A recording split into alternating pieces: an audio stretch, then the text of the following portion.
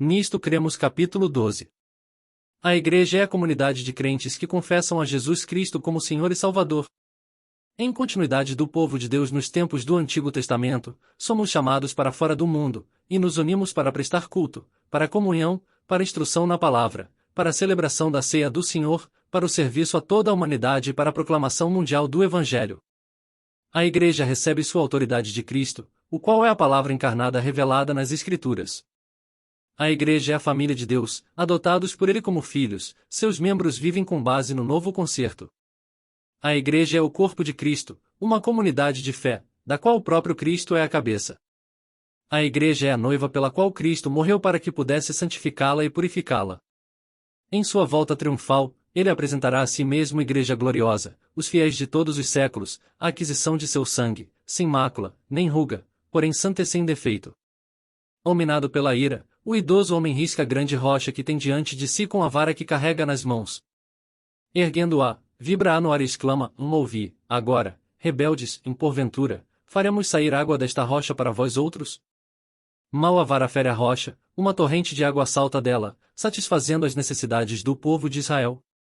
Mas, uma vez que atribuiu a si próprio o mérito da água, em vez de atribuí-lo à rocha, Moisés cometeu pecado. Em virtude desse pecado, não pôde entrar na terra prometida. A rocha era Cristo, o fundamento sobre o qual Deus estabeleceu seu povo, tanto individual quanto coletivamente. Essa imagem perpassa toda a Escritura. Em seu último sermão apresentado ao povo de Israel, Moisés, talvez recapitulando o incidente, utilizou a metáfora da rocha para descrever a estabilidade e confiabilidade de Deus, e engrandecei o nosso Deus. Eis a rocha. Suas obras são perfeitas, porque todos os seus caminhos são juízo. Deus é fidelidade, e não há nele injustiça, é justo e reto. Séculos mais tarde, Davi ecoou o mesmo tema: seu Salvador visto como a rocha, de Deus dependem a minha salvação e a minha glória, estão em Deus a minha forte rocha e o meu refúgio. Isaías utilizou a mesma imagem para falar do Messias vindouro: eis que eu assentei em Sião uma pedra, pedra já provada, pedra preciosa, angular, solidamente assentada. Pedro testificou que Cristo preencheu essa predição, não na qualidade de pedra comum, mas de pedra que vive, rejeitada, sim, pelos homens, mas para com Deus eleita e preciosa. Paulo identificou como o único fundamento seguro, dizendo: porque ninguém pode lançar outro fundamento, além do que foi posto, o qual é Jesus Cristo. Referindo-se à rocha que foi ferida por Moisés, ele afirmou: e beberam da mesma fonte espiritual, porque bebiam de uma pedra espiritual que os seguia.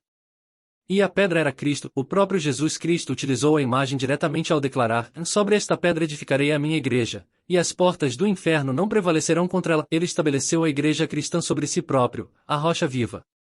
Seu próprio corpo deveria ser sacrificado pelos pecados do mundo, e isso seria o ato de ferir a rocha. Coisa alguma poderia prevalecer contra uma igreja construída sobre tão sólido fundamento, por ele mesmo representado. Dessa rocha as águas vivificadoras haveriam de fluir para saciar a sede das nações. Quão débil e fraca era a igreja quando Cristo pronunciou essas palavras. Ela consistia de uns poucos discípulos cansados, duvidosos e preocupados em se autopromoverem, de umas poucas mulheres, e da multidão instável que se dispersou quando a rocha foi ferida. Ainda assim, a igreja foi construída, não sobre a frágil sabedoria e ingenuidade humanas, mas sobre a rocha dos séculos.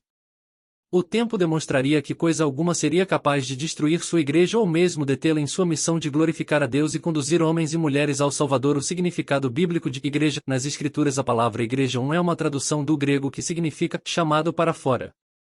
Essa expressão era comumente usada em relação a qualquer assembleia que se reunisse através da prática de convidar as pessoas para o encontro. A Septuaginta, versão grega do Antigo Testamento hebraico, e que era muito popular nos dias de Jesus, utilizou o termo para traduzir o hebraico kahal, que significava reunião, assembleia ou congregação. Essa utilização foi ampliada no Novo Testamento. Observe como este usa o termo igreja, em crentes reunidos para adoração em um lugar específico. Crentes que viviam em certa localidade. Um grupo de crentes reunidos no lar de um indivíduo. Um grupo de congregações situadas em determinada área geográfica. Todo o corpo de crentes em redor do mundo. Toda a criação fiel, tanto nos céus quanto na terra. A natureza da igreja. A Bíblia retrata a igreja como uma instituição divina, chamando-a de Igreja de Deus. Jesus investiu a igreja com divina autoridade. Conseguimos compreender a natureza da igreja cristã quando observamos suas raízes no Antigo Testamento e as várias metáforas que o Novo Testamento utiliza ao falar a seu respeito. Raízes da igreja cristã.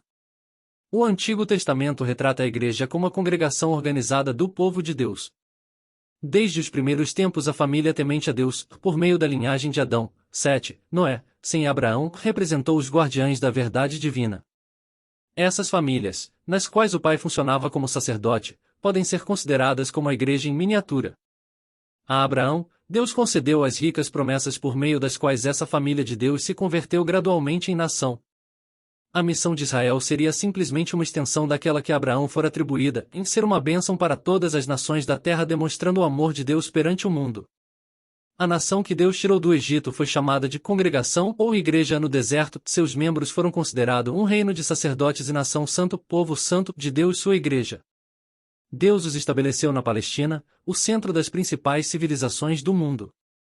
3 grandes continentes, Europa, Ásia e África, encontravam-se na Palestina. Ali os judeus deveriam ser servos de outras nações, estendendo-lhes o convite para que a eles se unissem como povo de Deus. Em resumo, Deus os chamara para fora a fim de que as demais nações pudessem ser chamadas para dentro. Seu desejo, por meio de Israel, era criar a mais ampla igreja da terra, uma igreja onde os representantes de todas as nações do mundo viriam para adorar, aprender a respeito do Deus verdadeiro e retornar às suas nações e a seu próprio povo com a mensagem de salvação. A despeito do contínuo envolvimento de Deus com seu povo, Israel se envolveu com a idolatria, isolacionismo, nacionalismo, orgulho e egoísmo. O povo de Deus fracassou no desempenho de sua missão. Com a vinda de Jesus, Israel foi colocado sobre uma linha divisória. O povo de Deus esperava um Messias que viria para libertar a nação, mas não um Messias que os libertasse de si mesmos. Na cruz, a bancarrota do Israel espiritual se tornou evidente. Ao crucificarem a Cristo, demonstraram externamente a decadência que graçava no íntimo. Quando clamaram, e não temos rei, senão César, recusaram-se a permitir que Deus governasse sobre eles. Na cruz, 2 missões opostas atingiram o clímax. A primeira dizia respeito a uma igreja equivocada, tão centralizada em si mesma que não conseguiu ver o próprio ser que a trouxera à existência. A segunda foi a missão de Cristo, tão centralizado no amor às pessoas que se ofereceu para morrer no lugar delas a fim de poder lhes conceder existência eterna. Ao passo que a cruz significou o fim da missão de Israel, a ressurreição de Cristo inaugurou a igreja cristã e sua missão em a proclamação do evangelho de salvação através do sangue de Cristo. Quando os judeus perderam sua missão, tornaram-se como qualquer outra nação e deixaram de ser a igreja de Deus. Em seu lugar, Deus estabeleceu uma nova nação, a igreja, a qual deveria levar avante sua missão em favor do mundo. A igreja do Novo Testamento, intimamente relacionada com a comunidade de fé do antigo Israel, 4 foi edificada tanto com judeus convertidos quanto com gentios que creram em Jesus Cristo. Assim, o verdadeiro Israel é composto de todos aqueles que pela fé aceitam a Cristo. Paulo ilustra o novo relacionamento orgânico dessas diversas pessoas pela imagem de 2 árvores, a oliveira natural e a oliveira silvestre, Israel e os gentios, respectivamente. Os judeus que não aceitaram a Cristo não mais seriam filhos de Deus e eram representados pelos ramos quebrados da boa oliveira, ao passo que os judeus que aceitaram a Cristo permaneceram ligados à árvore. Paulo retrata os gentios que aceitaram a Cristo como ramos da oliveira silvestre, que foram enxertados na boa oliveira. Ele orienta estes novos cristãos gentios a que respeitem a herança espiritual dos instrumentos escolhidos por Deus, e se for santa raiz, também os ramos o serão.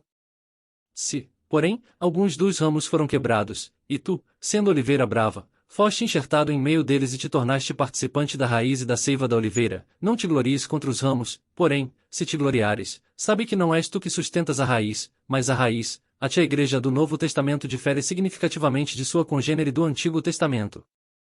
A Igreja Apostólica se tornou uma organização independente, separada da nação israelita. Fronteiras nacionais foram removidas, concedendo à Igreja um caráter universal.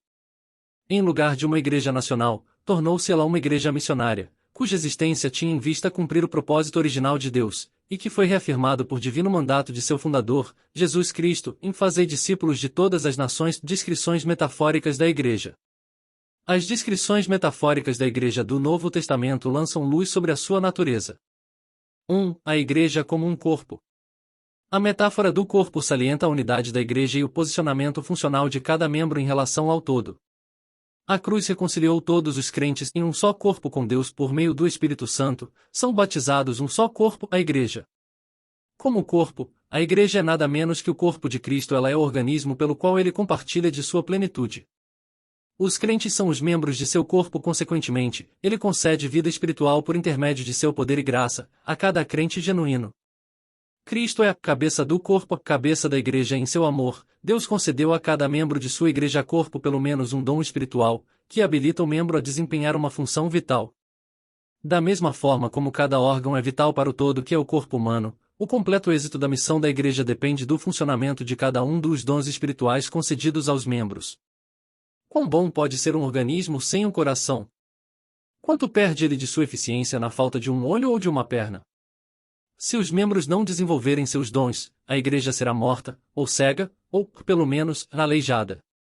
Contudo, há que se observar que esses dons especiais, distribuídos por Deus, não constituem um fim em si mesmos, a ver capítulo 17 deste livro. A igreja como um templo. A igreja é o edifício de Deus, o templo de Deus no qual habita o Espírito Santo. Jesus Cristo é o seu fundamento e a pedra angular. Esse templo não é uma estrutura morta, antes, apresenta crescimento dinâmico. Assim como Cristo é a pedra viva, no dizer de Pedro, assim os crentes são pedras vivas que constituem a casa espiritual. O edifício ainda não foi completado. Novas pedras vivas estão sendo agregadas constantemente ao templo, que está sendo edificado para a habitação de Deus no Espírito. Paulo insiste em que os crentes utilizem os melhores materiais de construção nesse templo, de modo que ele possa suportar o teste de fogo do dia do juízo. A metáfora do templo enfatiza tanto a santidade da congregação local quanto a da igreja no seu todo. O templo de Deus é santo, diz Paulo. Se alguém destruir o santuário de Deus, Deus o destruirá. Alianças íntimas com os descrentes são contrárias ao seu sagrado caráter, observa Paulo, e dessa forma deveriam ser eliminadas, pois que sociedade pode haver entre a justiça e a iniquidade? Que ligação há entre o santuário de Deus e os ídolos? Este conselho se aplica tanto a relações comerciais quanto a relações matrimoniais. A igreja deve ser mantida em grande respeito, pois ela é o objeto do mais sublime interesse de Deus. 3. A igreja como noiva. A igreja é representada como noiva, e o Senhor como noivo. O Senhor se compromete solenemente em desposar-te-ei comigo para sempre, desposar-te-ei comigo em justiça, e em juízo, e em benignidade, e em misericórdias. Outra vez ele assegura, em eu sou o vosso esposo. Paulo utiliza as mesmas figuras, tenho-vos preparado para vos apresentar como virgem pura a um só esposo, que é Cristo. O amor de Cristo por sua igreja é tão profundo e duradouro que ele a si mesmo se entregou por ela. Ele efetuou esse sacrifício para que a santificasse, tendo-a purificado por meio da lavagem de água pela palavra, por meio da santificadora influência da verdade encontrada na palavra de Deus e da purificação que o batismo provê. Cristo pode purificar os membros da igreja, removendo suas vestes imundas e vestindo-os com as roupas de sua perfeita justiça. Dessa forma, pode ele preparar a igreja para ser sua noiva, a igreja gloriosa, sem mácula, nem ruga, nem coisa semelhante, porém santa e sem defeito. A plena glória e esplendor da igreja não serão vistos até o retorno de Cristo. 4. A igreja como Jerusalém celestial. As Escrituras identificam a cidade de Jerusalém como Sião. Ali Deus habita no meio de seu povo. É de Sião que provém a salvação. Essa cidade deveria ser a alegria de toda a terra. O Novo Testamento vê a igreja como a Jerusalém lá de cima, a contrapartida espiritual da Jerusalém terrestre. Os cidadãos dessa Jerusalém possuem sua pátria nos céus. Eles são os filhos da promessa, que são nascidos segundo o Espírito, e desfrutam da liberdade pela qual Cristo os tornou. Os cidadãos dessa cidade não mais se encontram sob a escravidão de serem tentados a buscar a justificação pela lei, pelo Espírito. Eles almejam avidamente a esperança da justiça que provém da fé. Compreendem que em Cristo Jesus é a fé que atua pelo amor, que lhes confere a cidadania. Aqueles que são partes dessa gloriosa multidão têm chegado ao Monte Sião e à cidade do Deus vivo, à Jerusalém celestial, e a incontáveis hostes de anjos, e à universal assembleia e igreja dos primogênitos arrolados nos céus. A igreja como uma família. A igreja nos céus e na terra é considerada como uma família. Duas metáforas são utilizadas para descrever de que forma as pessoas se juntam a esta família, em adoção e novo nascimento por intermédio da fé em Cristo. Aqueles que foram batizados não mais são escravos, mas filhos do Pai Celestial que vivem com base no novo concerto. Agora eles pertencem à família de Deus, à família da fé. Os membros dessa família se dirigem a Deus como Pai e se relacionam uns com os outros como irmãos e irmãs. Pelo fato de haver conduzido a muitos para dentro da igreja, Paulo se referiu a si próprio como um pai espiritual. Eu, pelo Evangelho, vos gerei em Cristo Jesus. Dirigiu-se àqueles que trouxera para a igreja como filhos. Meus amados, uma característica especial da igreja como família é o companheirismo. Companheirismo cristão, a koinonia, em grego, não é meramente socialização e sim cooperação no Evangelho, envolve genuíno companheirismo com Deus Pai, seu Filho e o Espírito Santo, bem como com os crentes. Portanto, os membros estendem a todos aqueles que se tornam parte da família. A destra da comunhão, a metáfora da família revela uma igreja interessada pelas pessoas, onde as pessoas são amadas, respeitadas e reconhecidas como alguém. Um lugar onde as pessoas reconhecem que necessitam umas das outras. Onde os talentos são desenvolvidos. Onde as pessoas crescem. Onde cada um é suprido. Ela também implica em responsabilidade, respeito pelos pais espirituais, a vigilância em favor dos irmãos e irmãs espirituais. Finalmente, ela significa que cada um dos membros terá em relação aos demais aquele tipo de amor que engendra profunda lealdade, que sustenta e fortalece. A participação como membros na família da Igreja habilita indivíduos que variam amplamente, em natureza e disposição, a se apoiarem mutuamente. Os membros da família da Igreja aprendem a viver em unidade, embora não percam a sua individualidade. 6. A Igreja como pilar e alicerce da verdade. A Igreja do Deus vivo é a coluna e baluarte da verdade, é a depositária e cidadela da verdade, servindo para proteger esta dos ataques inimigos. A verdade, contudo, é dinâmica, não estática. Se os membros pretendem haver recebido nova luz, uma nova doutrina ou uma nova interpretação das Escrituras, aqueles de mais experiência deveriam testar os nossos ensinos, comparando-os com o padrão das Escrituras. Se a nova luz se coaduna com os padrões, deve a Igreja aceitá-la, caso contrário, deve rejeitá-la. Todos os membros deveriam se submeter a esse julgamento baseado na Bíblia, pois, na multidão de conselheiros, a segurança ao espalhar a luz que possui, isto é, por meio de seu testemunho, a Igreja se torna a luz do mundo, a cidade edificada sobre um monte que não pode ser escondida, e o sal da terra. A Igreja como um exército militante e triunfante. A Igreja é, sobre a terra, semelhante a um exército engajado em batalha. É chamada a guerrear contra as trevas espirituais, porque a nossa luta não é contra o sangue e a carne, e sim contra os principados e potestades, contra os dominadores deste mundo tenebroso, contra as forças espirituais do mal. Nas regiões celestes, os cristãos devem tomar toda a armadura de Deus, a fim de que possam resistir no dia mau e, depois de ter vencido tudo, permanecer inabaláveis através dos séculos. A Igreja tem enfrentado a necessidade de batalhar contra o inimigo, tanto interno quanto externo. Ela tem obtido memoráveis progressos e deslumbrantes vitórias, mas ainda não é a Igreja triunfante. Infelizmente, a Igreja ainda possui muitos defeitos. Por meio de uma outra metáfora, Jesus explanou as imperfeições existentes na Igreja. O reino dos céus é semelhante a um homem que semeou boa semente no seu campo, mas, enquanto os homens dormiam, veio o inimigo dele, semeou o joio no meio do trigo e retirou-se. Quando os servos pretenderam arrancar as ervas daninhas, o fazendeiro lhes disse que, ao tentarem eliminar o joio, poderiam também arrancar com ele o trigo. Portanto, sua orientação foi: deixai-os crescer juntos até a colheita. Joio e trigo crescem juntos no mundo. Enquanto Deus conduz os convertidos para a Igreja, Satanás traz para dentro dela os inconversos. Esses dois grupos influenciam todo o corpo, um deles trabalha em favor da purificação, o outro em favor da corrupção. O conflito entre esses grupos dentro da Igreja continuará até a colheita, por ocasião do segundo advento. A guerra externa da Igreja, por sua vez, ainda está em pleno andamento. Tribulações e lutas estão à frente. Sabendo que pouco tempo lhe resta, Satanás se acha grandemente irado contra a Igreja de Deus e trará contra ela um tempo de angústia, qual nunca houve, desde que houve nação. Mas Cristo interferirá em favor de seu povo fiel e será livrado. Todo aquele que se achar escrito no livro de Jesus nos garantiu que aquele que perseverar até o fim, esse será salvo. Por ocasião do retorno de Cristo, emergirá a Igreja triunfante. Naquela ocasião, ele estará apto a apresentá-la a si mesmo, Igreja gloriosa, os fiéis de todos os tempos, os comprados por seu sangue, sem mácula, nem ruga, porém santa e sem defeito, a Igreja visível e invisível. Os termos visível e invisível têm sido utilizados para distinguir dois aspectos da Igreja sobre a terra. As metáforas que analisamos anteriormente aplicam-se particularmente à Igreja visível. A Igreja visível. A Igreja visível é a Igreja de Deus organizada para o serviço. É ela que preenche a grande comissão de Cristo no sentido de levar o Evangelho a todo o mundo e prepara as pessoas para seu glorioso retorno. Ela é a testemunha especialmente escolhida por Cristo que ilumina o mundo e ministra assim como ele fez, pregando o Evangelho ao pobre, curando os quebrantados de coração, apregoando libertação aos cativos e restaurando a vista aos cegos, pondo em liberdade os oprimidos e anunciando o ano aceitável do Senhor. A Igreja invisível. A Igreja Invisível, também conhecida como Igreja Universal, é composta dos filhos de Deus em todo o mundo.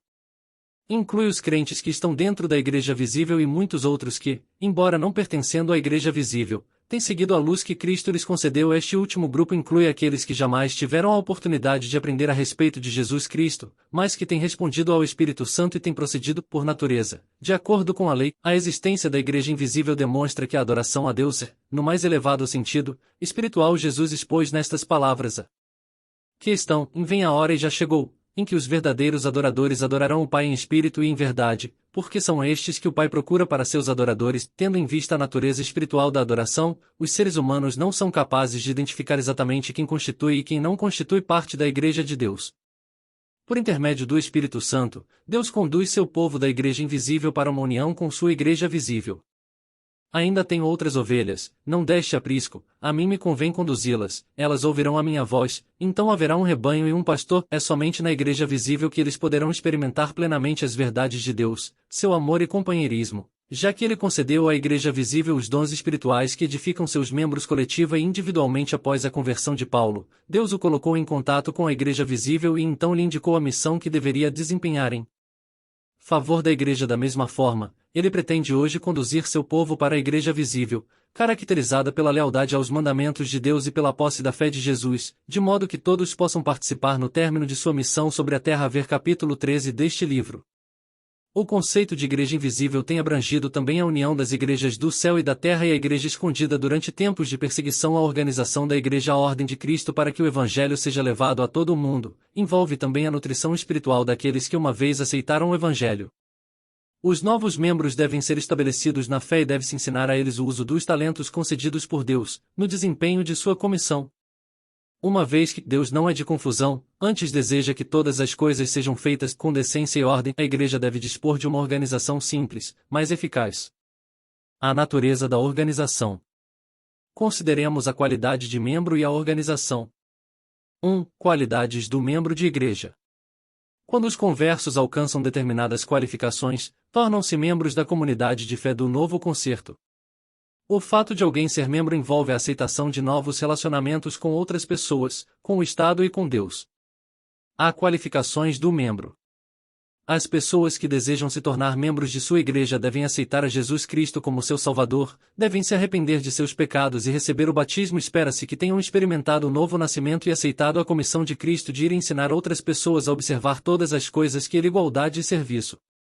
Em harmonia com a declaração de Cristo de que vós todos sois irmãos e o maior dentre vós será vosso servo, os membros são orientados a se relacionarem uns com os outros com base na igualdade. Por outro lado, devem compreender que seguir o exemplo de Cristo significa que necessitam ministrar em favor das necessidades de outros, conduzindo-os ao Mestre. Ser sacerdócio de todos os crentes. Mediante o ministério de Cristo no santuário celestial, a eficácia do sacerdócio levítico chegou ao fim. Agora a igreja se tornará sacerdócio santo. O apóstolo prosseguiu: em vós, porém, sois raça eleita, sacerdócio real, nação santa, povo de propriedade exclusiva de Deus, a fim de proclamardes as virtudes daquele que vos chamou das trevas para sua maravilhosa luz. Essa nova ordem, o sacerdócio de todos os crentes, não autoriza cada indivíduo a pensar, crer e ensinar o que bem lhe parece, sem consideração para com o corpo de crentes. Significa que cada membro da igreja possui a responsabilidade de ministrar a outros em nome de Deus, e de se comunicar diretamente com ele, sem a necessidade de qualquer intermediário humano. Aqui é enfatizada a interdependência dos membros da igreja, bem como sua independência. Esse sacerdócio não estabelece distinções qualitativas entre clérigos e leigos, embora deixe espaço para diferenças de funções entre estas duas categorias. Dê obediência a Deus e ao Estado. A Bíblia reconhece a mão de Deus no estabelecimento dos governos e exorta os crentes a respeitarem e obedecerem às autoridades civis. Aquele que tem nas mãos a autoridade civil é ministro de Deus para teu bem, para castigar o que praticar o mal. Portanto, os membros da igreja devem pagar a todos o que lhes é devido, a quem tributo, tributo, a quem imposto, imposto, a quem respeito, respeito, a quem honra, honra em suas atitudes para com o Estado. Os membros são orientados pelo princípio de Cristo em dai, pois, a César o que é de César, e a Deus o que é de Deus. Entretanto, se o Estado interferir nos mandamentos divinos, o primeiro dever de obediência deve ser exercido para com Deus. Os apóstolos disseram, antes, importa obedecer a Deus do que aos homens. A função principal da organização da igreja A Igreja foi organizada a fim de cumprir o plano de Deus de encher este mundo com o conhecimento da glória de Deus. Somente a Igreja visível pode prover uma série de funções vitais para o cumprimento dessa finalidade. A adoração e exortação. Ao longo de sua história, tem sido a Igreja uma agência na qual as pessoas se reúnem, aos sábados, para adorar o Criador. Cristo e os apóstolos seguiram essa prática de adoração, e as Escrituras admoestam os crentes da atualidade a não abandonarem a congregação, como é costume de alguns. Antes, façamos admoestações e tanto mais quando vedes que o dia se aproxima. A adoração congregacional traz ao adorador refrigério, encorajamento e alegria. B. Companheirismo cristão. Por intermédio da Igreja, as mais profundas necessidades de companheirismo dos membros individuais são satisfeitas. Cooperação no Evangelho transcende todas as demais relações, pois provê relacionamento íntimo com Deus, e também com os outros da mesma fé. Instrução nas Escrituras. Cristo entregou à Igreja as chaves do reino dos céus. Essas chaves são as palavras de Cristo, todas as palavras da Bíblia. Mais especificamente, incluem a chave da ciência de como entrar no reino do céu. As palavras de Jesus são espírito e vida. A todos os que as recebem são as palavras de Cristo que trazem a vida eterna. 6. Quando a Igreja proclama as verdades bíblicas, essas chaves da salvação possuem o poder para ligar e desligar, para abrir e fechar o céu, uma vez que elas declaram os critérios pelos quais as pessoas são recebidas ou rejeitadas, salvas ou perdidas. Portanto, a proclamação do Evangelho por parte da Igreja libera aroma de vida para a vida ou cheiro de morte para a morte. Jesus conhecia a importância de viver de acordo com toda palavra que procede da boca de Deus. Somente ao assim proceder pode a Igreja cumprir o mandado de Jesus, de ensinar a todas as nações a observância de todas as coisas que vos tenho ordenado, a administração das ordenanças divinas. A Igreja é organizada para a missão de serviço, a fim de cumprir o papel em relação ao qual Israel fracassou. Conforme observamos na vida do Mestre, o maior serviço que a Igreja provê ao mundo é o pleno comprometimento com a ordem de levar o Evangelho a todas as nações sob o poder do batismo do Santo Espírito. Essa missão inclui a proclamação da mensagem de preparação para o retorno de Cristo, que é dirigida tanto à própria Igreja quanto ao restante da humanidade. O governo da Igreja após a ascensão de Jesus, a liderança da Igreja repousou nas mãos dos apóstolos. O primeiro ato organizacional, em conselho com os demais crentes, foi a eleição de outro apóstolo para assumir o lugar de Judas. À medida que a Igreja foi crescendo, os apóstolos perceberam a impossibilidade de atender simultaneamente à pregação do Evangelho e às necessidades temporais da Igreja. Decidiram então deixar os encargos temporais imediatos da Igreja nas mãos de 7 diáconos apontados pela Igreja. Embora a Igreja distinguisse entre ministrar a palavra e servir as mesas, não fez nenhuma tentativa no sentido de separar o ministério do corpo de leigos, no desempenho da missão eclesiástica. De fato, 2 dos 7 diáconos, Estevão e Filipe, notabilizaram-se pela pregação e evangelismo. Atos 7, 8. A expansão da Igreja na Ásia e Europa exigiu novos passos na organização. Com o estabelecimento de numerosas igrejas novas, anciãos foram ordenados em cada igreja a fim de assegurar uma liderança estável. Quando uma crise mais ampla se desenvolvia, as partes envolvidas tinham o direito de levar suas posições a um concílio geral, composto pelos apóstolos e anciãos que representavam a igreja em geral. As decisões do concílio eram vistas como se aplicando a todas as partes, e eram aceitas como representativas da voz de Deus. O incidente mencionado no texto ilustra o fato de que, ao surgir um assunto que afetava a toda a igreja, o conselho e a autoridade de um nível mais alto do que o da igreja local, fazia-se necessário. Nesse caso específico, a decisão do concílio surgiu do acordo alcançado entre os representantes das partes envolvidas. O Novo Testamento deixa claro que, à medida que as necessidades aparecem, Deus orienta a liderança de seu trabalho. Sob sua direção e em conselho com a Igreja, os líderes formavam o governo da Igreja. Esse modelo, seguido hoje, ajudará a salvaguardar a Igreja da apostasia e a capacitará a cumprir sua grande missão. Princípios bíblicos de administração da Igreja. 1. Cristo é a cabeça da Igreja. A liderança de Cristo sobre a Igreja está baseada primariamente em sua obra de mediação. Desde sua vitória sobre Satanás na cruz, foi concedida a Cristo toda a autoridade. No céu e na terra Deus colocou todas as coisas debaixo dos pés, e para ser o cabeça sobre todas as coisas, o deu à Igreja. Ele é, portanto, Rei dos reis e Senhor dos senhores. Cristo é também a cabeça da Igreja em virtude de ser ela o seu corpo. Os crentes são membros de seu corpo, ou sua carne e seus ossos. Ela deve manter íntima ligação com ele, pois é dele que a Igreja é nutrida e bem suprida, por suas juntas e ligamentos. Cristo é a fonte de toda a autoridade. Cristo demonstrou sua autoridade, pelo estabelecimento da Igreja cristã pela instituição das ordenanças que a Igreja deve ministrar pela concessão à Igreja de autoridade divina para agir em seu nome pelo envio do Espírito Santo para guiar a Igreja sob sua autoridade, e, pela concessão, dentro da Igreja, de certos dons especiais, de modo que alguns indivíduos pudessem atuar como apóstolos, profetas, evangelistas, pastores e professores, de modo a preparar os membros para o serviço, e para edificar o corpo de Cristo até que este atinja a unidade da fé e experimente a plenitude de Cristo. As Escrituras possuem a autoridade de Cristo. Embora Cristo conduza sua Igreja por intermédio do Espírito Santo, a Palavra de Deus é o único padrão pelo qual toda a Igreja deve operar. Todos os seus membros devem obedecer à Palavra, pois ela é lei no mais absoluto sentido. Todas as tradições humanas, costumes e práticas culturais, devem se sujeitar à autoridade das Escrituras. 4. A autoridade de Cristo e os oficiais da Igreja. Cristo exerce sua autoridade através de sua Igreja e de seus servos especialmente indicados para isto, mas jamais transfere seu poder. Ninguém possui autoridade independente, separada de Cristo e de sua palavra. As congregações adventistas do sétimo dia elegem seus oficiais. Contudo, embora esses oficiais atuem como representantes da Igreja, sua autoridade provém de Cristo. Sua eleição simplesmente confirma o chamado que receberam de Cristo. O dever primário dos oficiais eleitos é ver se as instruções bíblicas no tocante à adoração, doutrina, disciplina e proclamação do Evangelho estão sendo observadas. Uma vez que a Igreja é o corpo de Cristo, devem buscar o conselho da Igreja no tocante às suas decisões e ações. Os oficiais da Igreja do Novo Testamento. O Novo Testamento menciona dois grupos de oficiais de Igreja, os anciãos e os diáconos. A importância desses oficiais é vislumbrada a partir dos elevados requisitos morais e espirituais que deveriam ser encontrados naqueles que ocupariam esses cargos. A Igreja reconhecia a santidade do chamado à liderança mediante a ordenação ou imposição de mãos dos anciãos. Que é um ancião? Os anciãos, do grego presbíteros, ou bispos, episcopos, eram os mais importantes oficiais da Igreja. O termo ancião significa mais velho, implicando em dignidade e respeito. Sua posição era equivalente àquela exercida por quem supervisionava a sinagoga. O termo bispo significa supervisor. Paulo utiliza os dois termos alternadamente, igualando anciãos a supervisores ou bispos. Aqueles que mantinham essa posição supervisionavam as novas igrejas, recentemente formadas.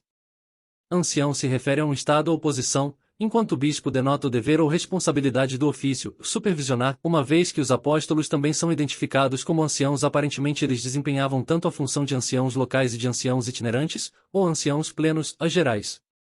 Ambos os tipos de anciãos, porém, funcionavam como pastores das congregações. As qualificações.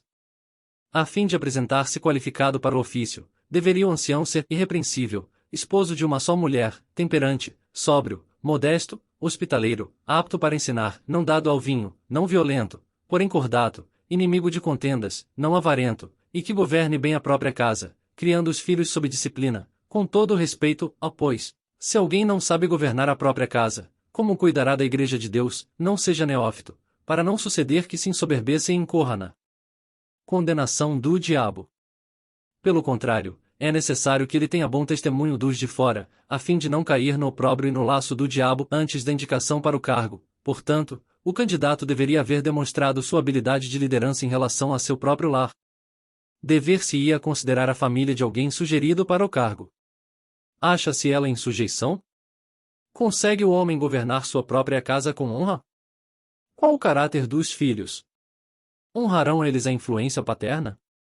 Se ele não possui tato, sabedoria ou poder de bondade em casa, ao manejar sua própria família, será bastante seguro concluir que exerceria a mesma administração não santificada na Igreja.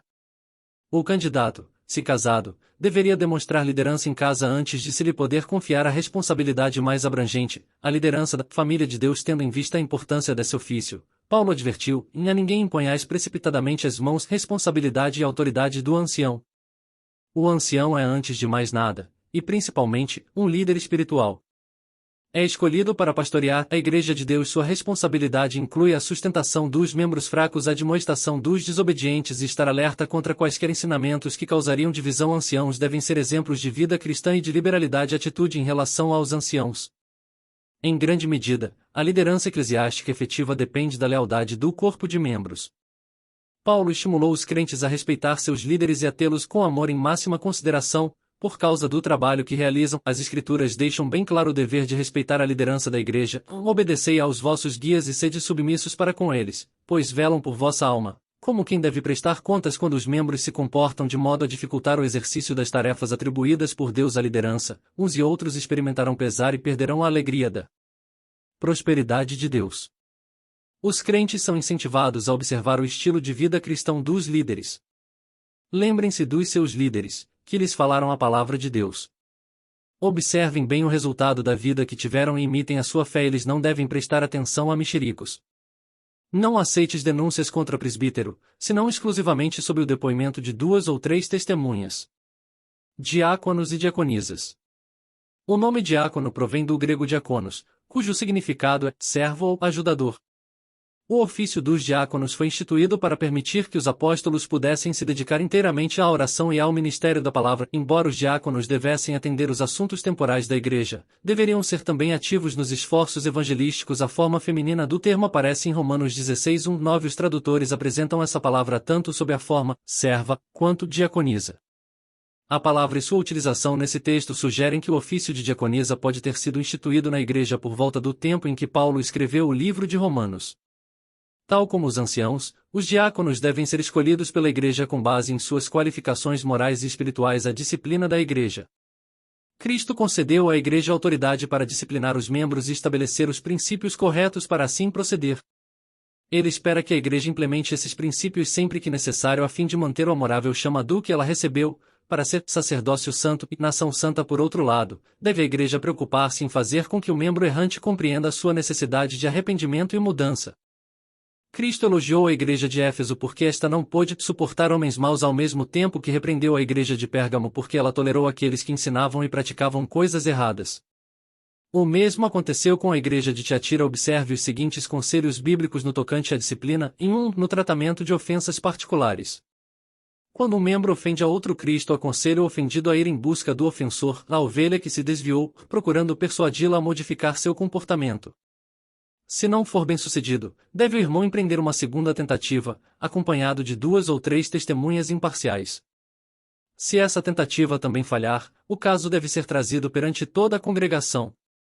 Se o membro errante rejeita a sabedoria e a autoridade da Igreja de Cristo, ele próprio se aparta da comunhão de seus irmãos. Ao desligar a pessoa culpada, a Igreja simplesmente confirma a decisão da pessoa. Se a Igreja atendeu cuidadosamente os conselhos bíblicos, sob a orientação do Espírito Santo, suas decisões serão reconhecidas no céu. Cristo afirma: em verdade vos digo que tudo o que ligardes na terra terá sido ligado nos céus, e tudo o que desligardes na terra terá sido desligado nos céus. No tratamento de ofensas públicas. Embora seja verdade que todos pecaram e carecem da glória de Deus, ofensas flagrantes e rebeldes, que trazem opróbrio para a igreja, devem ser imediatamente tratadas com o desligamento do ofensor do corpo de membros. O desligamento tanto remove o mal, que de outra forma poderia funcionar como fermento, e assim restaura a pureza da igreja, como também age a semelhança de remédio redentor em relação ao ofensor. Depois de ter sido informado de um caso de imoralidade na igreja de Corinto, o apóstolo Paulo requereu ação imediata, dizendo: em nome do Senhor Jesus, reunidos vós e o meu espírito, com o poder de Jesus, nosso Senhor, entregue tal pessoa a Satanás para a destruição da carne, a fim de que o espírito seja salvo no dia do Senhor Jesus. Lançai fora o velho fermento, para que sejais nova massa. Ele ainda recomenda que não nos associemos com qualquer pessoa que, dizendo-se a si mesmo crente, seja impuro, ou avarento, ou idólatra, ou maldizente, ou beberrão, ou roubador. Com esse tal, nem ainda comais. Expulsai, pois, de entre vós o malfeitor. Tratamento com as pessoas que causam divisões. Um membro que causa divisões e escândalos, que ande desordenadamente, recusando-se a obedecer aos conselhos bíblicos, deveria ser evitado, para que fique envergonhado de sua atitude. Entretanto, o apóstolo prossegue: e não o considereis por inimigo, mas adverti-o como irmão. Se a pessoa causadora de divisão se recusar a ouvir uma segunda admoestação da igreja, deve ela ser rejeitada, sabendo-se que tal pessoa está pervertida, e vive pecando, e por si mesma está condenada à restauração dos ofensores. Os membros da igreja não deveriam menosprezar, evitar ou negligenciar os ex-membros.